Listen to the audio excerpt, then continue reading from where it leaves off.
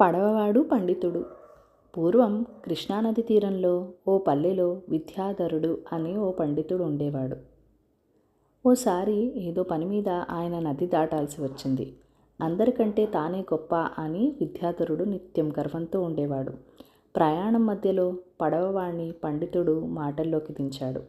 అతడు వివరాలన్నీ తెలుసుకొని, "నీకు సంస్కృతం వచ్చా?" అని అడిగాడు. రాదని చెప్పాడు పడవవాడు. "పోనీ తెలుగైనా వచ్చా?" అన్నయ్య మళ్ళీ అడిగాడు. "అయ్యా, కాస్త వచ్చు. అయినా నేను మీలా పండితుణ్ణి కాదు.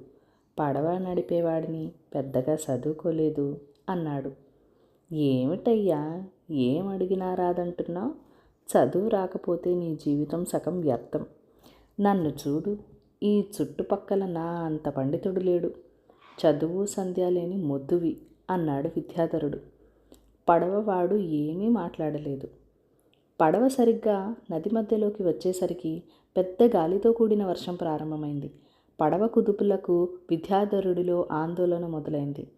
"నీకు భయం వేయడం లేదా?" అని పడవవాడిని అడిగాడు పండితుడు. "లేదన్నాడు పడవవాడు.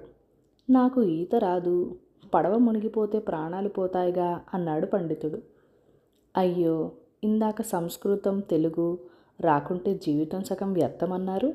మరిప్పుడు మీకు ఈత రాకుంటే జీవితం మొత్తం వృధానే కదా" అన్నాడు పడవ నడిపే వ్యక్తి.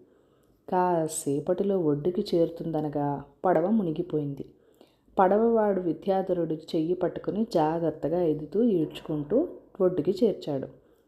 ఇక ఆ రోజు నుంచి విద్యాధరుడు గర్వం నశించింది. తన పాండిత్యం గురించి అనవసర గొప్పలు ఎక్కడా చెప్పుకోలేదు.